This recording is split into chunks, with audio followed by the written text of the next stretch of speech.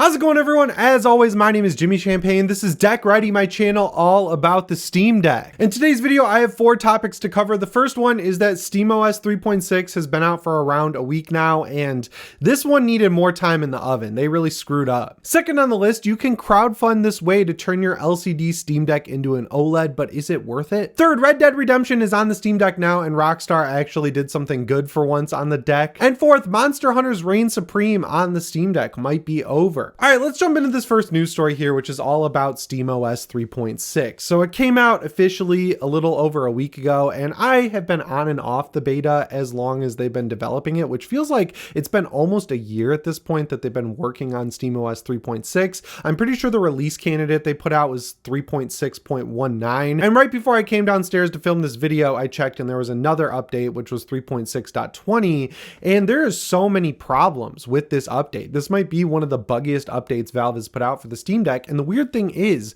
there are way more bugs in the release candidate than I ever experienced the times when I had the beta installed. So I did some investigating. I scrolled through the comments of my video on 3.6. I scrolled through the comments on my friend Rich Fan the Deck's comments, and I picked out the ones that popped up more than once. And I'm also peppering in some of the bugs that I've experienced. But I'll talk about my first major bug, major performance regression in a lot of games. So Diablo 2 Resurrected, I saw this in one of the comments. That game is essentially unplayable now. It just runs like crap. They're stuttering. The frame rate, average frame times are super low. The game is essentially unplayable, especially when you compare it to the state it was in 3.5 or even the 3.6 beta. It was running flawlessly. I mean, that's not shocking because it's a remaster of like a decades old game, but now it doesn't run well at all. And my experience so far is with Rogue Trader. That's the game that I've been sinking hours into every night on my Steam Deck. And this game used to run like a dream, man. It ran at mostly high and medium settings, no FSR needed. The Steam Deck graphics profile worked excellently. Everything was great. And I played it a couple of weeks ago on the SteamOS 3.6 beta and it was running fine. But then now when I have the release candidate, 3.6.19 is what I was playing on, you cannot hold 30 FPS. When I'm running around the map that I'm currently on, which is like midway, I would say, into the game, it stutters like crazy. It drops into the 19 FPS range. When you're in a battle, when the camera pans from the enemy team to your team, it drops to the 19, 18 range.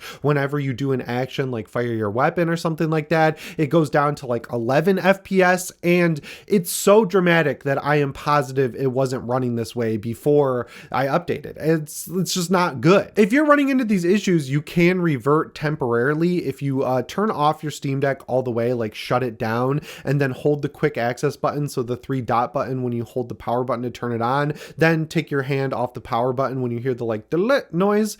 It'll let you revert to the previous version of SteamOS 3.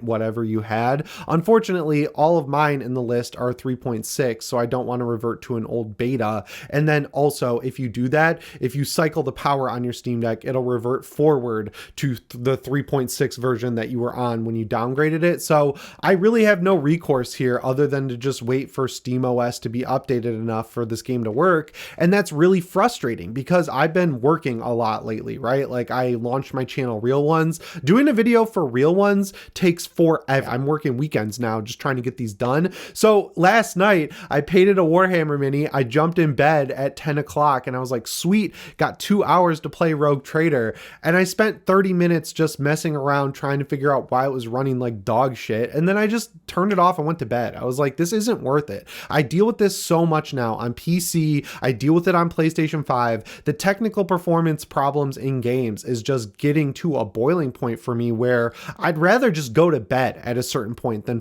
around with technical support. This time, unlike game developers releasing broken games, it's the Steam Deck itself with its OS screwing up the game, but it's just such a bummer. It's demoralizing. And I really wish with how long it took them to develop this operating system and get this update out, it was better. Like the beta was running so much better than the release candidate. What the happened? Anyway, that's the first big issue I ran into. The second issue I've encountered is that the cursor doesn't work half the time anymore, like in games where I need it, which are emulated games like Silent Hill 1. To load the discs and load save states, you have to use the cursor by pulling up the DuckStation menu.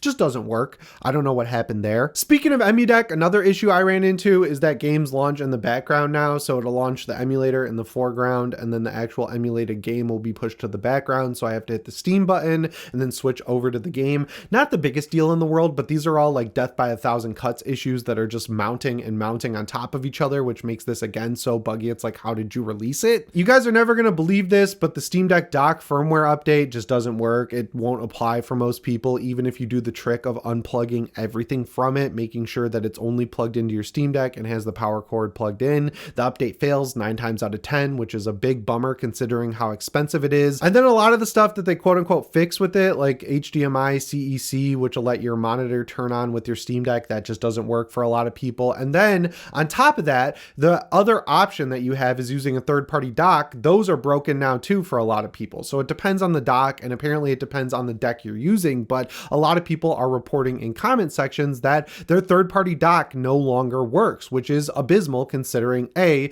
the official Steam Deck dock is pretty overpriced for what it is, and B, that thing never works. They broke it with SteamOS 3.5 and it's broken even more now. A lot of people are reporting complaints that recordings didn't make it into the 3.6 official update. I'm not too worried about that. There's a lot bigger issues to solve, and until they give you the ability to just export clips as MP4s, I'm not going to use that feature anyway. Boot animations break with me for every update. I don't know why. Some updates, when I restart my Steam Deck, the OLED specific intro video plays and it always hangs for a second while the sound plays. That's apparently happening to everyone across the board now, where it'll just freeze and then like the time will run out of how long the intro video is, and then it'll just boot into the operating system screen.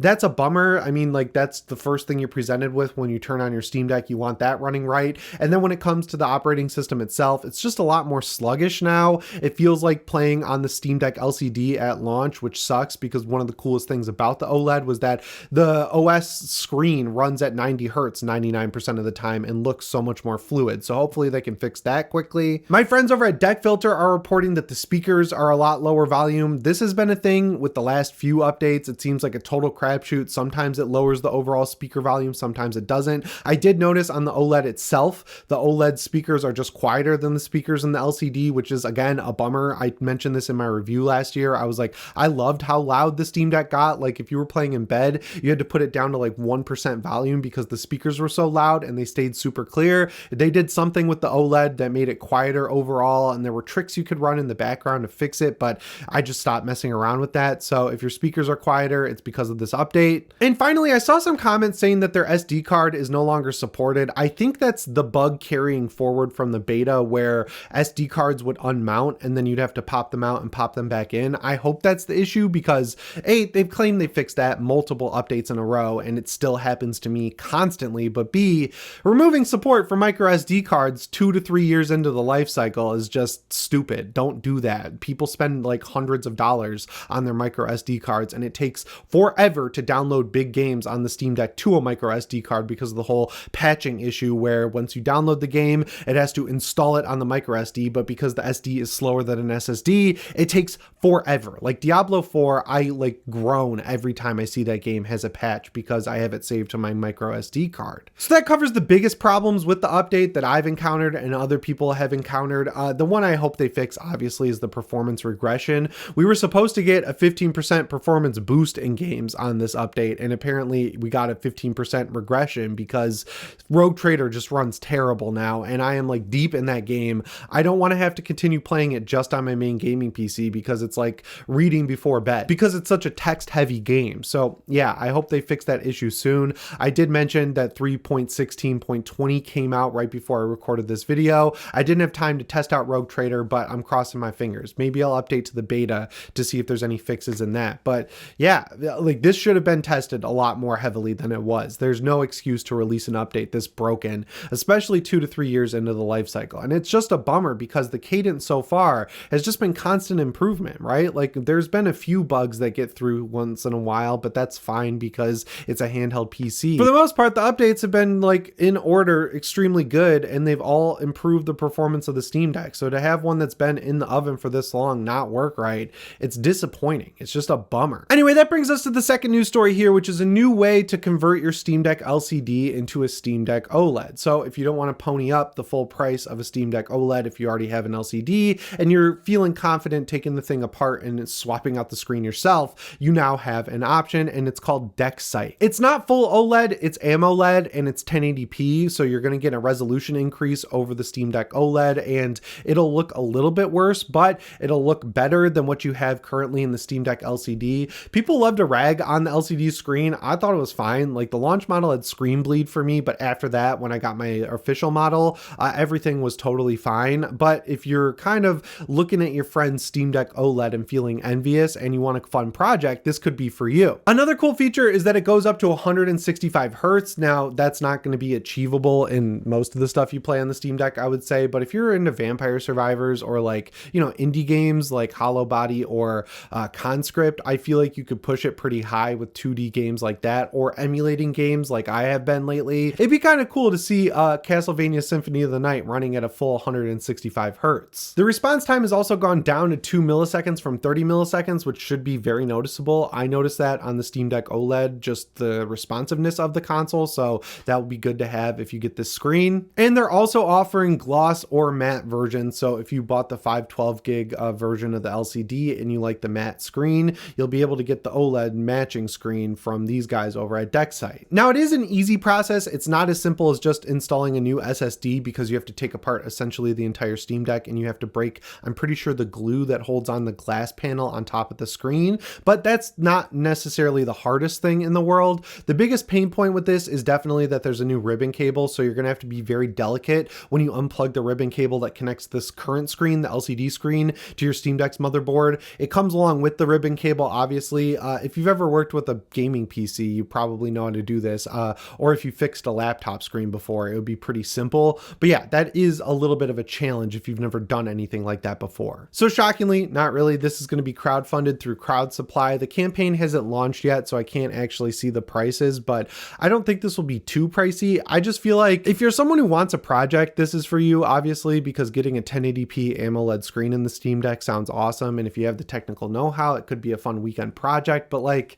at that point, is it not just worth it to sell your Steam Deck and buy a Steam Deck OLED? I see so many people resistant to buying a Steam Deck OLED, and I know it's because you're scared that they're going to release the Steam Deck 2 next year, but like they've said that they're ways out from that. So me, as someone who bought a Steam Deck LCD and OLED, I feel like it's a justified upgrade, and unless you want the project, I feel like that might be the way to go, because as time goes on, you're not going to be able to run most games at 1080p anyway. Like, there are a few that you could definitely skirt by with, but most of the time you're going to be running at 800p and upscaling it.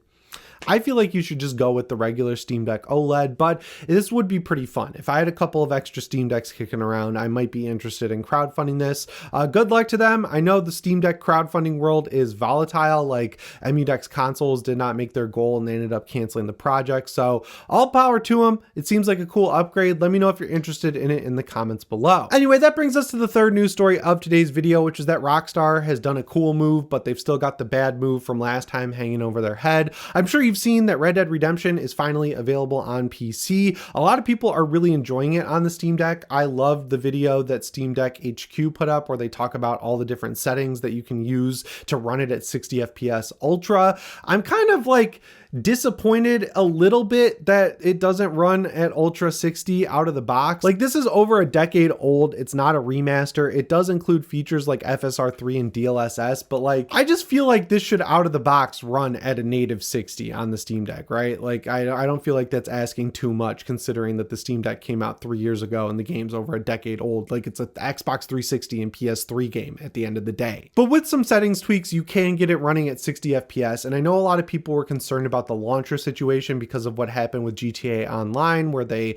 you know, updated the anti-cheat so that it won't allow you to use GTA Online on the Steam Deck. This game, I don't think ships with the online that came with the PS3 and Xbox 360 version. But just before it came out, Rockstar released an update for the app that would make the entire process of installing it on the Steam Deck much easier. So when you install the game and run it for the first time, you'll have to log into the app, but once you do that, you'll never have to do it again. And thankfully, unlike EA, it allows offline play, which is great because, you know, it's a Steam Deck. You're going to take it out of your house and neutering it by making you have to log into the Rockstar launcher every time, like I'm pretty sure you had to with GTA 5 for a little bit there. That would just be a really crappy experience. So I'm glad Rockstar did a cool move and made it so this works on the Steam Deck, because that's obviously the dream for this game. Like taking Red Dead Redemption 1 to go on a handheld just sounds awesome. I haven't picked it up yet because I've been, again, so busy, but I'm going to wait for a Steam sale. I don't want to pay full price for this like I did a decade ago, because it's basically a full price game. Like I think there's a little bit of a discount, but it's not a remaster. They didn't remake it. It's just the same game from the 360 era that they're selling for essentially full price.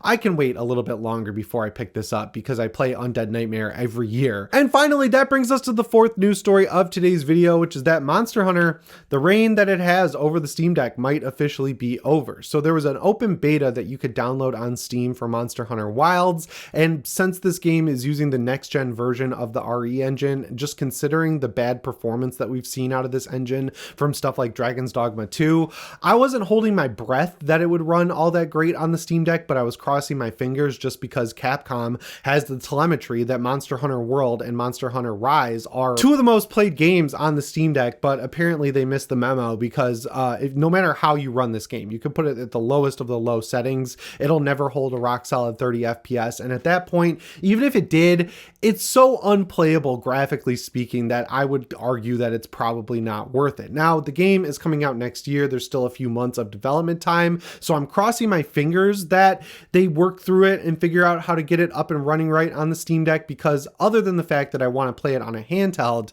the fact that it's running so shitty on the Steam Deck makes me scared for my main rig gaming PC that it'll be yet another bad PC port. Like, how did we reach this point where every PC port is just impossible to run? I don't get it, and it's a huge bummer. But yeah, hopefully Capcom puts in the work to make sure it runs right on the deck by the time it comes out, and at the very least regular gaming PCs as well. That's all I've got for you in today's video. As always, my name is Jimmy Champagne. I'll see you in the next one. Thanks for watching, and shape on.